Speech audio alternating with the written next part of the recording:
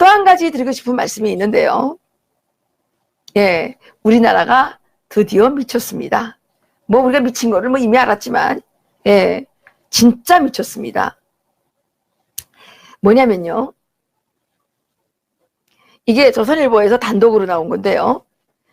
KBS에서 인간 김종일 이 다큐멘터리를 제작하기로 했답니다. 예. 우리나라에서 이승만 대통령, 박정희 대통령의 인간적인 그 고뇌, 그분들의 인간미, 이런 것들을 제대로 만든 다큐멘터리가 있습니까? KBS가 뭡니까? 이승만 다큐멘터리를 아주 개판으로 만들어가지고 논란에 휩싸인 적 있죠? 그런데 김정일의 인생을 심층 조명하는 3부작 다큐멘터리를 제작해서 연말쯤 방영을 할 것 같다는 겁니다. 이게 뭐예요? 김정일의 그 출생과 성장 과정, 권력 장악 과정, 이런 것들을 담는데 김정일에 대한 우상화를 하려는 의도가 아닐까요? 그래서 근데 이런데 왜 돈을 써야 되죠? 우리나라가 그런 쓰레기 같은 그 자식이 김정일이가 한 게 뭐예요? 맨날 술 처먹고, 예? 술 처먹고, 기쁨저 데리고, 예? 환각 파티하고, 예? 기쁨저 데리고 논의작거린 것밖에 있어요? 그런 새끼에 뭐를, 예? 조명한다는 거예요. 예? 그 자식이 북한의 반대 세력을 잔인하게 숙청한 것밖에는 한 짓이 있습니까? 김일성이 죽은 다음에 북한에서 300만 명이 굶어 죽었는데 그게 김정일의 업적이라면 업적이겠죠. 이거를 예? 다큐멘터리를 만들어가지고 인생을 심층적으로 조명을 해봐요. 그러면서 이것들이 얘기하는 게 이번 다큐멘터리는 나만의 시각이나 이념적 시각이 아닌 최대한 객관적이라는 게 뭐예요? 객관적이라는 게 객관적인 관점에서 김정일을 다룬다는 건데, 아니 이게 말이 돼요?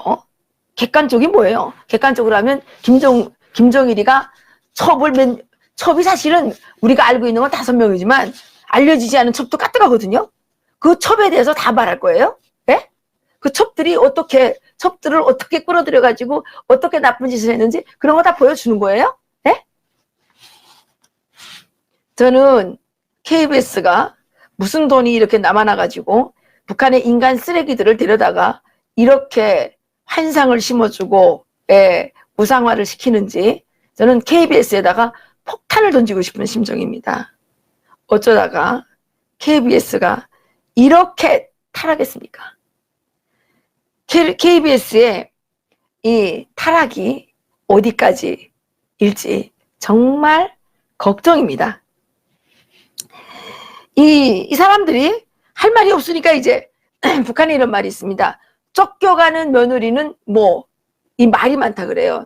두덜댄다 이런 말이 있는데 뭐라 그랬냐면 김정일을 오랜 기간 지켜봐온 국내외 인사 수십 명을 만나서 지금까지 공개되지 않았던 증언을 확보했고 김정일의 생애와 관련된 미공개 영상도 입수했다. 김정일이라는 한 인물의 일생을 통해 북한의 사회 권력 구조를 본격적으로 회복할 계획이다. 이렇게. 그리고 김정일의 어린 시절은 드라마 다큐멘터리 기법을 그러니까 과거를 이제 대역을 이렇게 선정해가지고 보여준다는 거 있잖아요. 형식으로 보여주는 이런 방법으로 이제 하겠다. 이렇게 이제 변명을 하고 있는데 참으로 기도 차지 않습니다. 이거 중단하라 그래야 되지 않습니까? 제작금지 가처분 신청이라도 냈으면 좋겠습니다. 지금까지 김정일의 일생을 단독 조명한 다큐멘터리는 모두 외국에서 만들어졌다고 하네요.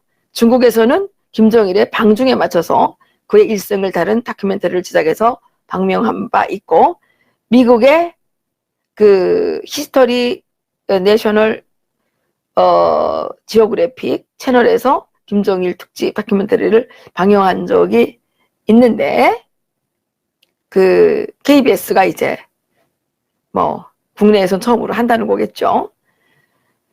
KBS가 그런데 그 이승만 대통령, 그 다음에 정율송 음악가죠. 그 다음에 백선엽 장군, 이런 현대사의 주요 인물들을 다룬 다큐멘터리를 제작했는데 여기에 대해서 아주 편향적으로 제작을 해서 그동안 논란을 많이 빚었죠. 그런데 김정일에 대해서는 이제 어떻게 제작을 할지, 도대체 대한민국의 KBS인지 김정은의 KBS인지 두고 볼 일이기는 합니다. 대한민국은 왜 이렇게 됐습니까? 대통령이라는 자는 대한민국의 애국 선열들을 자유를 위해 피 흘려 싸운 이 선열들을 추모하는 현충일 날에 국립현충원에 가서 대한민국의 애국 선열들, 대한민국의 자유민주주의를 수호하기 위해서 싸웠던 그 사람들에게 총탄을 퍼부었던 그 사람들을 희생되게 한 장본인이었던 김원봉을 국군의 뿌리 한미동맹의 기초라는 정말 왕라바를 불어가지고 지금 대한민국 국민들이 얼마나 분노에 차 있습니까? 그런데 실질적으로 문재인이 얘기했던 조선 의열단이 국군의 뿌리가 됐다 그러는데 실제 그렇지 않더라고요. 조선 국경방위대, 이게 이제 그걸 주축으로 국군을 만들었더라고요. 그러니까 역사적으로 증명되지 않은 그런 요소로, 허튼 소리, 개소리를 가지고 문재인은 대한민국 국민들의 마음속에 염장을 지르기로 작정을 한 것 같습니다. 그리고는 겁나는지 청와대 앞에다가 기관단청을 맨 그 군인인지 뭔지 모르겠는데 그게 군복인지 뭔지 모르겠더라고요. 경찰들은 까만 옷을 입었던데 이거는 권총색을 입어가지고 도대체 뭔지 모르겠어요. 나는 뭔지 모르겠는데 그런 그 기관단 무장한 사람들을 잔뜩 배치해가지고 국민들에게 공포감이나 조성하고 있고, 이게 대체 이게 뭡니까? 이게 뭡니까? 정말 너무 기가 차서 말이 나가지 않는 형편인데요. 우리 국민들께서 정신 바짝 차립시다. 트럼프 대통령의 재선을 돕는 것이 대한민국의 안전을 수호하는 길이고 김정은의 명줄을 빨리 끊어지게 하는 길이라는 것을 명심했으면 좋겠습니다. 그리고 북한에서 하는 꼴을 보니까 자유한국당을 지키는 것이 대한민국을 지키는데 큰 의미가 있다는 생각이 들고요. 마음에 들지 않고 여러 가지 불편한 측면도 많이 있지만 한교안 대표, 나경원 원내대표가 파멸되지 않도록 적극적으로 도와주는 것도 대한민국을 지키는데 도움이 되는 것 같습니다. 왜냐하면 북한 것들이 맨날 자국게나면 자유한국당을 해체해라, 한교안이를 끌어내려라, 나경원을 끌어내려라, 이따위 소리를 그냥 자장가처럼 부르고 있어요. 맨 하루라도 그따위 소리를 안 하면 목구멍에 가시가 박히는지 그따위 짓을 계속 하고 있는데 우리는 김정은이가 하는 반대 방향으로만 생각하면 나라를 지킬 수가 있겠죠.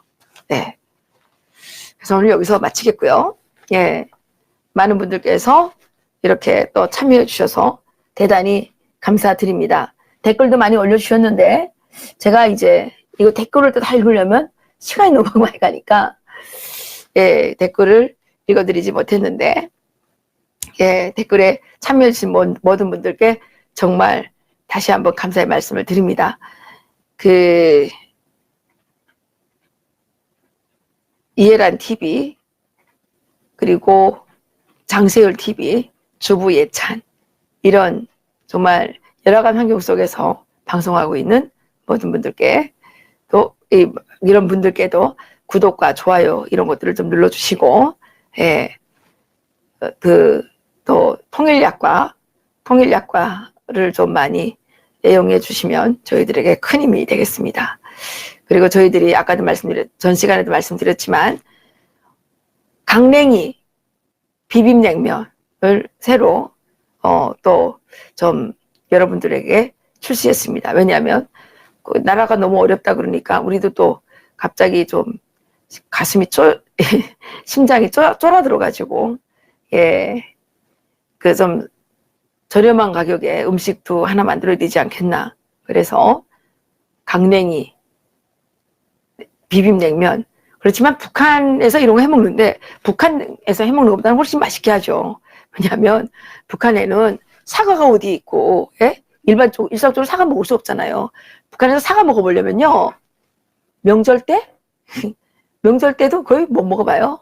그 뭐 간부집이나 돼야 먹어볼 수 있고 거의 1년에 사과 하나를 먹어보는 거 어렵습니다. 진짜 어렵습니다. 배 이런 거 뭐 먹어보는 게 어렵습니다.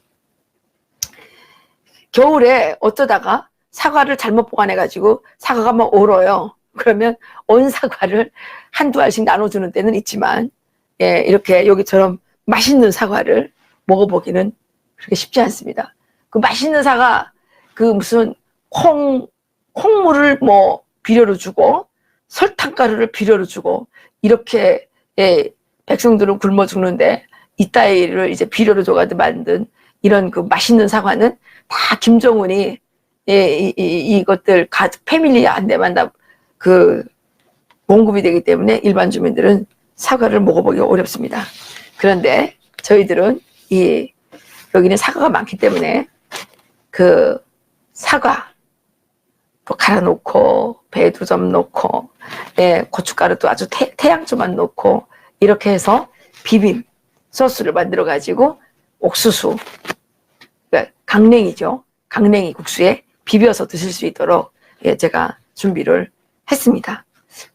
맛이 괜찮더라고요. 제가 먹어보니까 맛이 괜찮았어요. 그래서 여러분들께서 많이 찾아주시면 제가 여러분들이 절대로 실망하지 않게 해드리도록 하겠습니다. 이게 뭐라 그러셨나요? 말투가 남한 말투라 그러는데 잘 모르겠습니다. 제가 처음에 한국에 왔을 때 덕수궁에서 기자회견을 했어요. 하긴 언제 한 달밖에 안 됐는데 내가 무슨 남한 말투를 언제 배웠겠어요. 근데 어느 기자가 나한테 물어봤어요. 이해란 씨는 북한에서 왔는데 왜 서울말 씁니까? 그래서 제가 너무 어이가 없어가지고 제가 언제 서울말 썼습니까? 그랬죠. 그랬더니 거기서 막 웃음이 터진 적이 있는데 저는 어떻게 남한 사람이 되려고 그랬는지 북한에 있을 때부터 이게 안전운한데 이렇게 뭐예요? 검열 당한다. 안전운한데 이렇게 걸려가지고 조사할 때면 남조선 여자 같다는 말을 많이 들었어요. 저는 원래 남조선 살아야 되나 봐요. 그리고 제가 중국으로 건너오니까 남한에서 오신 기자님들이 날 보고 한국 사람 같네? 그러시는 거예요. 그래서 한국 사람이 뭔지. 근데 여기 오니까 자꾸만 날 보고 말투가 남한 사람 같대요. 근데 뭐 제가 남한 사람처럼 말하는지 저도 잘 모르겠습니다. 참고로 저는 평양에서 태어나서 쫓겨나가지고 함경도에 가서 이렇게 살다 보니까 억양이 좀 상당히 이렇게 왜곡된 것 같아요. 그래서 북한에서 보면 평양말도 아니고 함경도 사투리도 아니고 뭐 하여튼간 좀 어중간한데 그게 아마 한국에서는 남한 말처럼 보이는 것 같아요. 어쨌든 그래도 제가 여러분들에게 이렇게 어떤 설명을 할 때 여러분들이 들으실 때 이해가 좀 돼야 되지 않습니까? 그러니까 제가 이거 방송 준비할 때 좀 애매한 말은 사전을 찾아가지고 공부를 해요. 공부를 해가지고 나와서 말씀을 드린단 말입니다. 왜냐하면 이게 문화가 다르기 때문에 말도 좀 많이 달라요. 그래서 이해하기가 좀 쉽지는 않은 부분이 있습니다. 와, 김영원님께서 로또 1등 되면 저한테 1,000만 원 쓰시겠대요. 말씀만 들어도 너무 뿌듯합니다. 감사합니다. 1,000만 원 안 주셔도 돼요. 그냥 구독과 좋아요만 많이 눌러주셔도 저희들한테는 큰 힘이 됩니다. 그리고 이렇게 10,000원씩 때로는 그보다 더 많이 가끔은 5만 원 뭐 이렇게 예, 후원해 주시는 분들도 계셔요. 그래서 저희들이 이렇게 방송을 제작할 수 있습니다. 그렇지만 저는 뭐 자꾸만 후원해달라고 이런 말씀을 좀 드리기가 좀 그렇습니다. 예, 그냥 후원해 주시면 너무 감사드리고요.